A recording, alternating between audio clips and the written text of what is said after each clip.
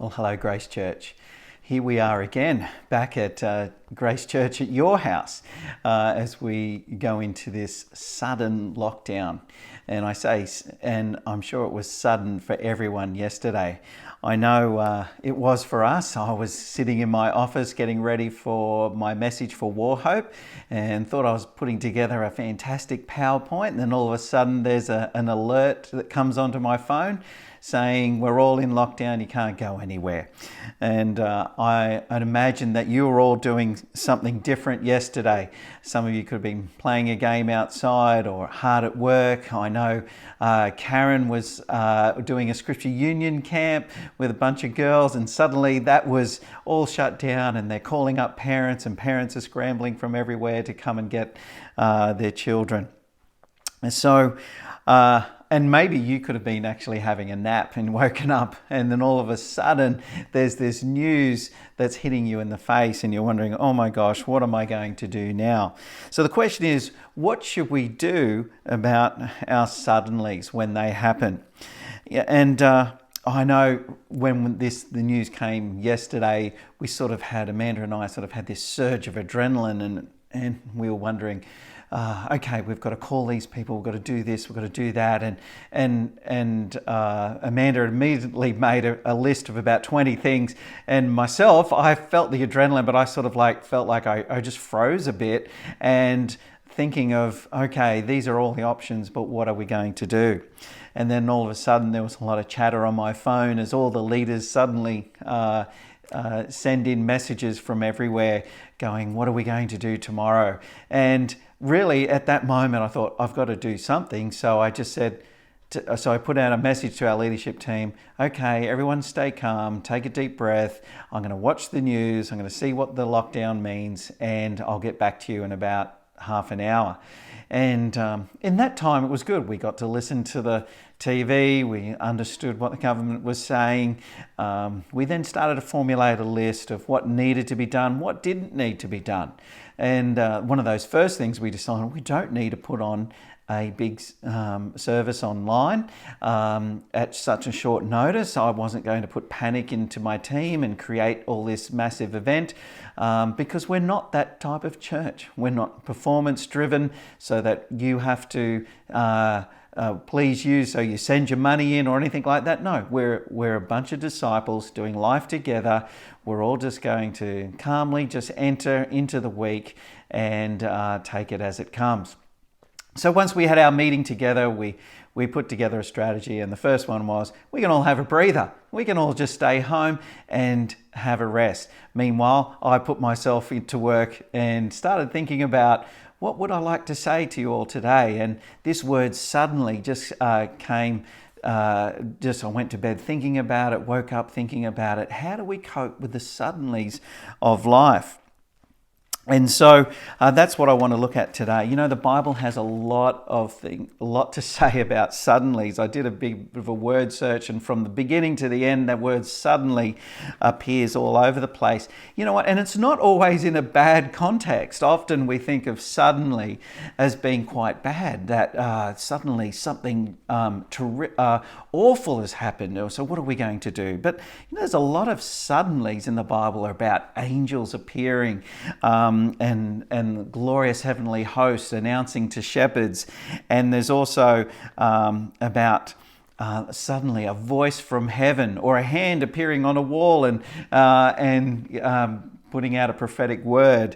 There's a suddenly of the mighty rushing wind that turns up on the day of Pentecost. And what a moment that must have been as the disciples are there waiting for the Lord, and the suddenly of tongues of fire resting on everybody.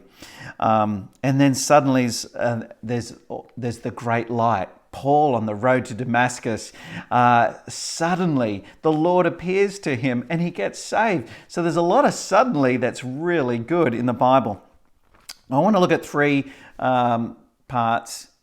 sections of Scripture today, and they teach us about suddenly, which I think is important for days like these.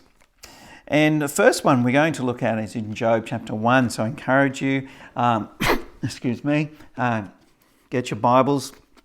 And we're looking at Job chapter 1, and and just in that that first chapter, we have this situation where Satan is approaching God on his throne, and he says he's been searching throughout the whole earth looking for someone he wants to have a go at and to prove that God is wrong, and that people only really worship him because he's so benevolent, so loving, pouring out his blessing and that sort of thing. And so Satan is approaching God and say, well, I'll prove that your people can turn their backs on you.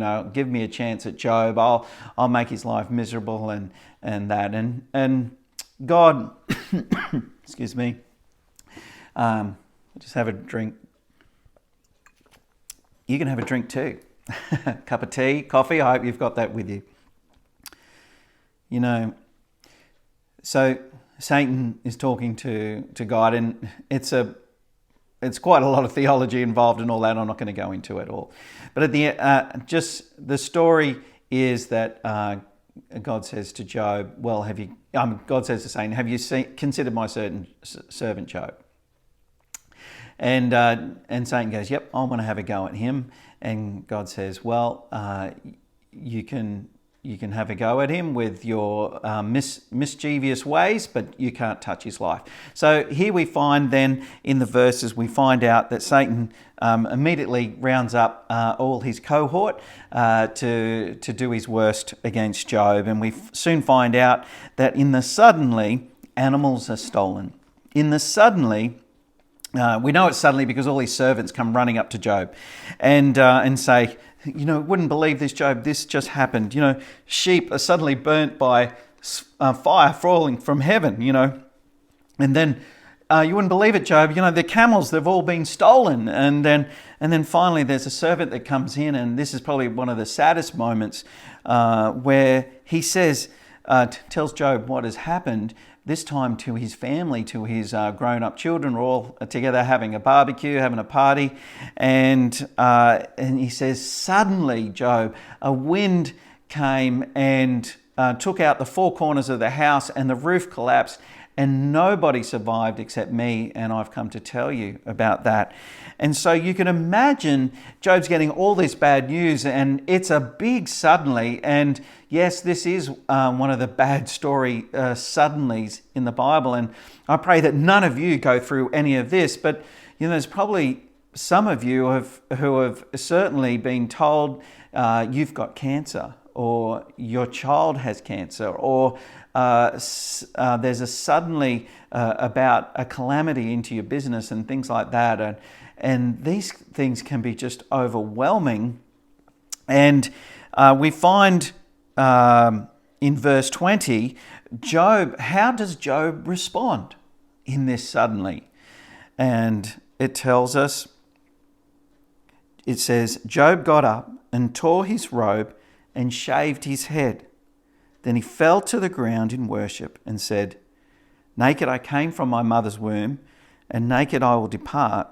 The Lord gave, and the Lord has taken away. May the name of the Lord be praised.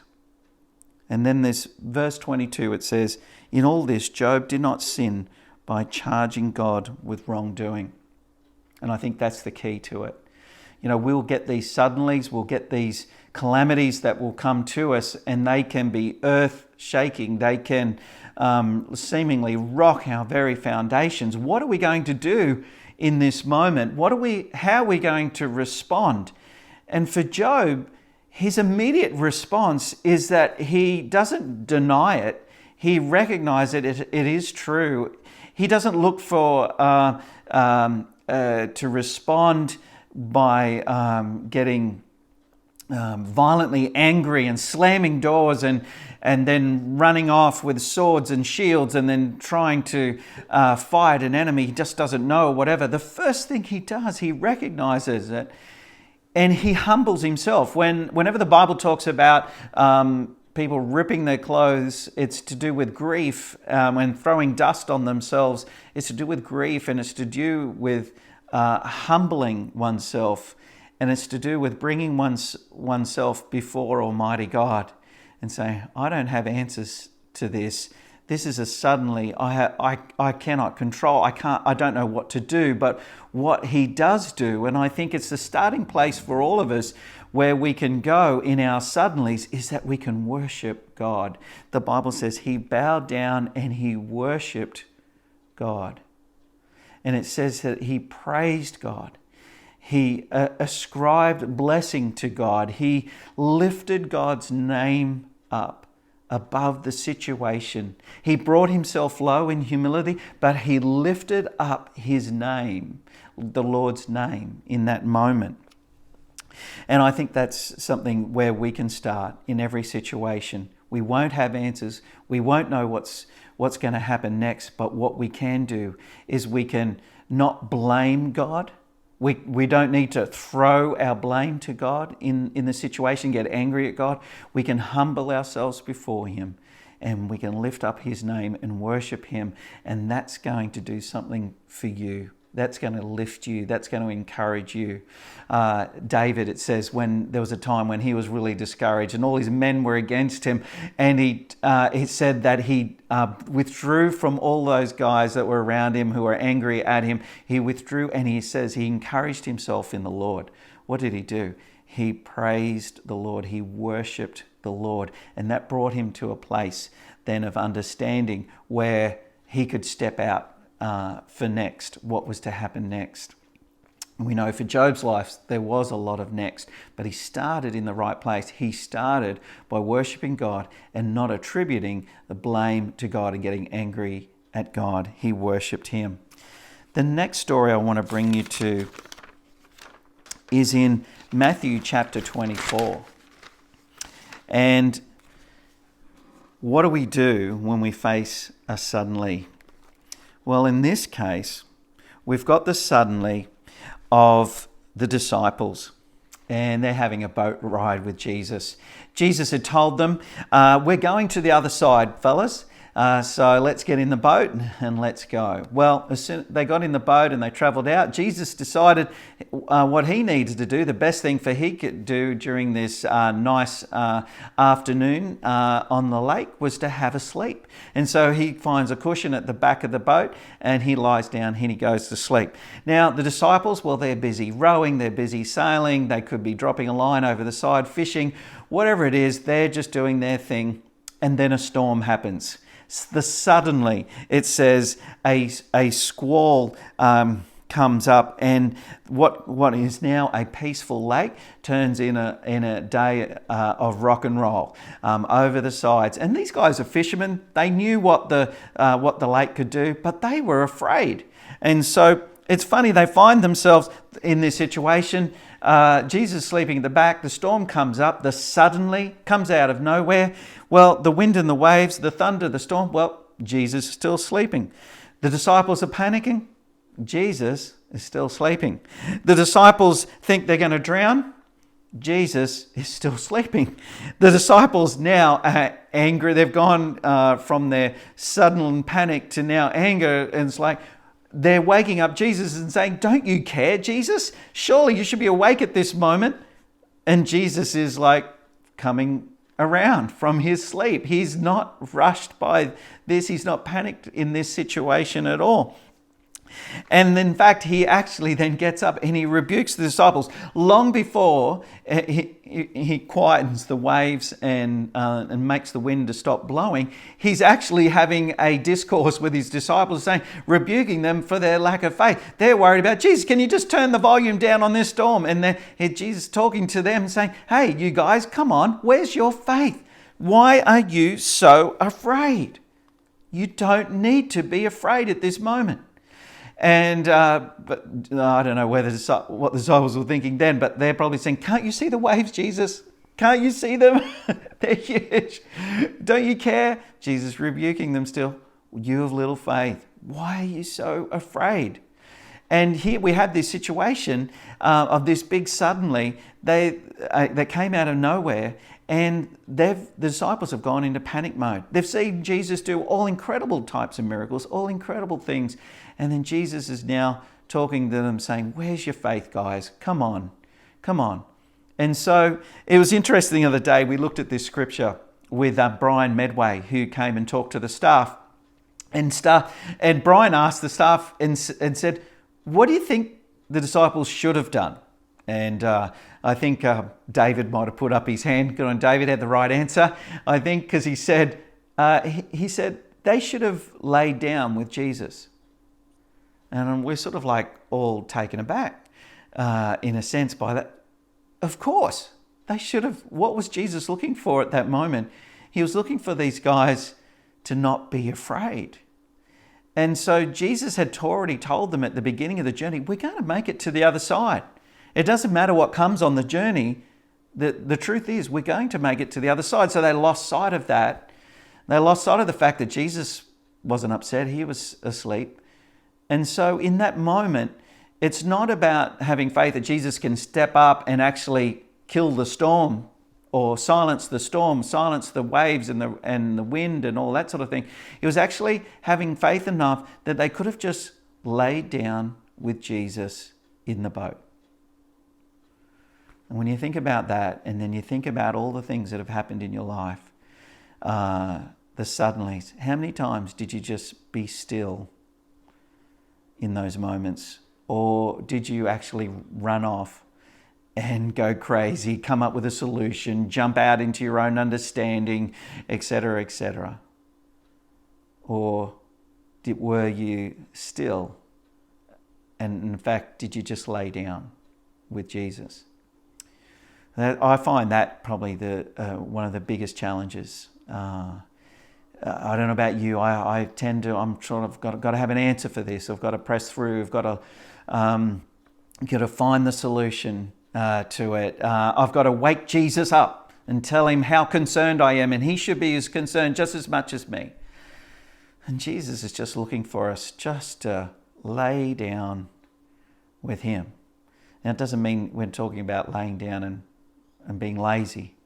It's talking about, like he says in Psalm 23, he's the good shepherd who leads his flock into green pastures and to still waters.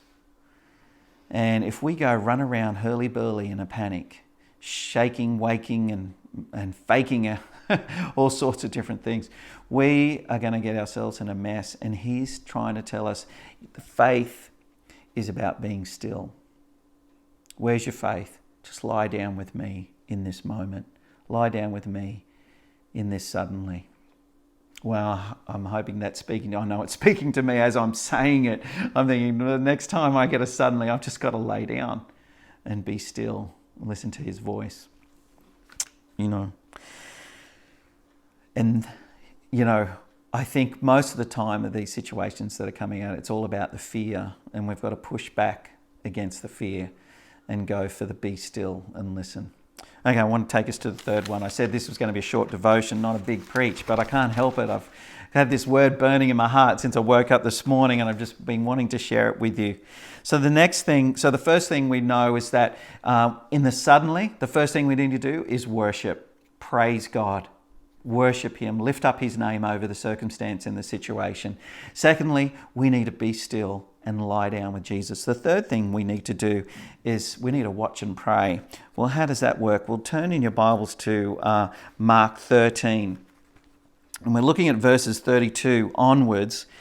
But here is a long discourse that Jesus is doing in about what's going to happen in the last days. The disciples have said, Jesus, when was all this stuff going to happen? The temple fall down and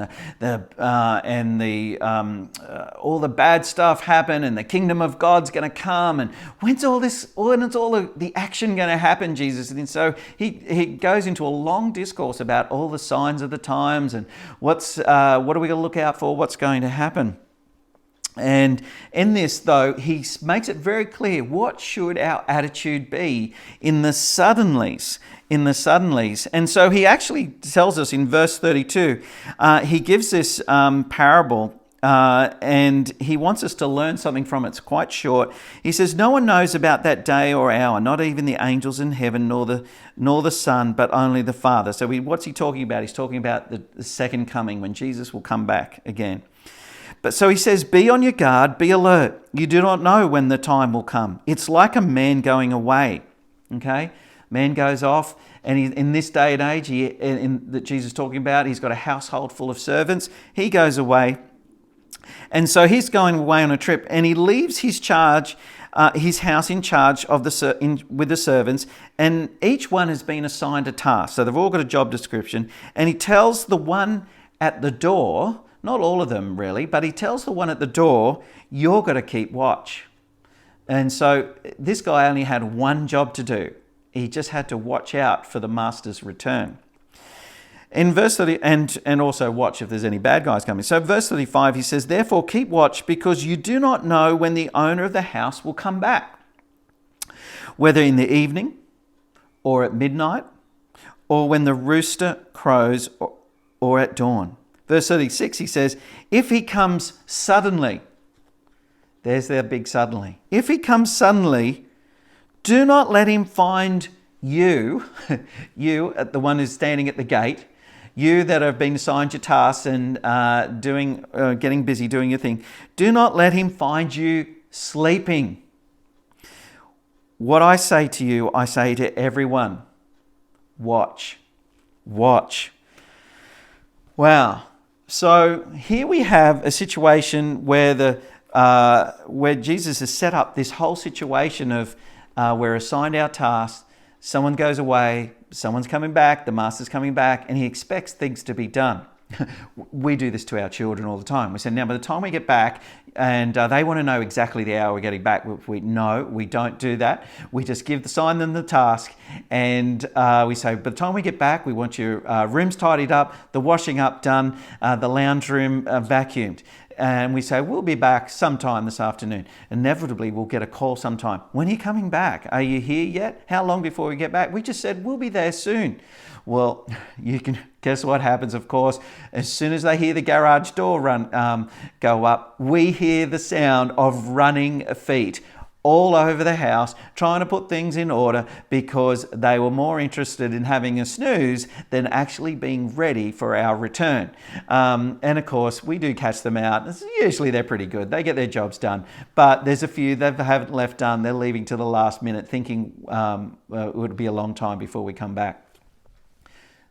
Jesus doesn't want us to be like that. He wants us to be ready. He wants us to be watching. In fact, he says we really shouldn't get caught out. In fact, I was talking to our staff last week at our staff meeting, and I said, I get the feeling, even though we're planning all this for this weekend, that we're getting surrounded. We could be shut down at any moment. Now, we're still caught out. We still haven't got a full service online or everything. Maybe we could have recorded something midweek, who knows? But we just had that feeling it's coming. So anyway, we're doing this, but next week we'll be certainly ready. But Jesus is telling us we shouldn't be caught out on his return. Because like he goes back up, if you go back up in verse 28, he says, we have no excuse. We know when the season is changing. We know when winter turns to spring. All the little green shoots start to happen. It tells us something, that the time is changing. The time is getting close. And we can be sure Jesus is getting our attention right now. There's plagues, earthquakes. There's all sorts of things going on in governments. There's the suddenly of lockdowns. There's the suddenly of pandemics. There's the suddenly of all sorts of things. Well, what's going on? Jesus is getting our attention, and he wants us to be ready for his return. He doesn't want us to be in fear. That's certainly, he wants us to be ready. In fact, he gives us two positions here. If you take up Luke's reading of this same story, there's two things he wants us to do. He wants us to watch and pray. Watch and pray. Are we watching, looking around at the season? And are we praying, God, let my soul be ready at this time? In fact, when they refer to sleeping in Luke's gospel, he talks about, I don't want you to be carousing. I don't want you to be caught up in drunkenness or in the anxieties of life. What does that sound like? It sounds like depression to me when you go through his list. And depression takes us into this dopey sleepiness that, and I'm not condemning anyone right now, I'm just saying if we're not watching and praying, we can get lulled by the enemy into a drunkenness, and actually when you go into the Greek, you go into the Hebrew of what it all means, it actually talks about having a hangover. And I can't tell you about too many of those, but when I'm younger, and you've all seen the shows on TV that tell you about such things, that hangover wants to take you to sleep. Hangover wants to make you dopey. Hangovers want to put a screaming headache in your head that just says, I just want to ignore the rest of the world and just live in darkness. Jesus doesn't want us to live there anywhere like that. He wants us to live in a sense of prayer, watchfulness, looking at the signs of the times, what's happening around us, being aware. He wants us to be fully awake to what's going on. But he doesn't want us to be in fear. He wants us to be praying. Lord, help my heart right now. Lord, let your Spirit come. Fill me. Let me be filled with your Holy Spirit, that I can interpret your word with the light of your Holy Spirit truth. Not conspiracy theories, not the fear of the world coming in, pushing us into a corner, not any of what the media is pushing us into, to be afraid. No, he just wants us to be watchful, know the season, know the times, and he wants us to be praying. What can we be praying for? We're praying for our families, that their hearts would come to Jesus. We're praying for our neighbours, that they would be awake too, and that they would come to Jesus.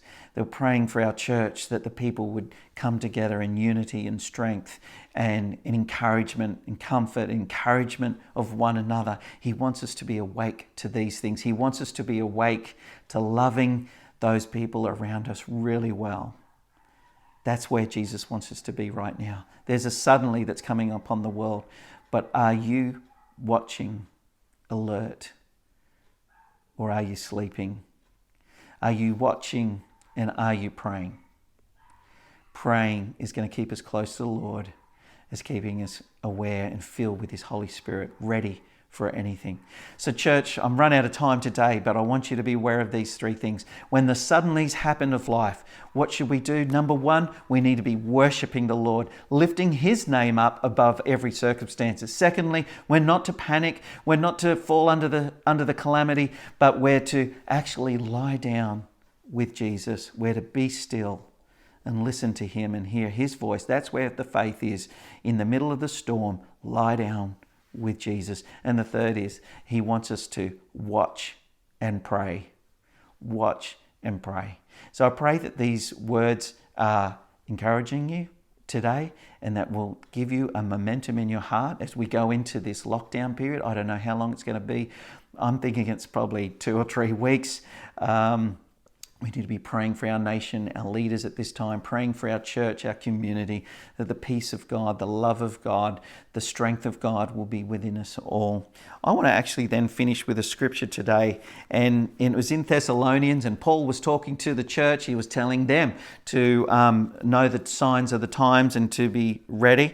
And so I draw your attention to 1 Thessalonians chapter 5, verses 16 to 24. And this is what it says. At an end of time, when Paul's encouraging the Thessalonians about what should they do in the end times and the end days, and Jesus is coming back, he's told them how to live and all that sort of thing. And then at the end of his letter, he tells them this from verse 16. He says, "Be joyful always." Well, there's a suddenly. That's what you can do in your time of suddenly. Be joyful always. Pray continually. Give thanks in all circumstances, for this is God's will for you in Christ Jesus. Do not put out the Spirit's fire. Do not treat prophecies with contempt, but test everything. Hold on to the good. Avoid every kind of evil. May God himself, the God of peace, sanctify you through and through. May your whole spirit, soul, and body be kept blameless at the coming of our Lord Jesus Christ. The one who calls you is faithful. Hold on to that, friends. He is faithful and he will do it. God bless you, church. I pray you take these words to your heart, be filled with His Spirit today, and enjoy some beautiful family time with one another. If you do have a pastoral need, you're sick, you're alone, you need to connect with someone, do not stay disconnected, but connect with us. We will connect with you. God bless you, church.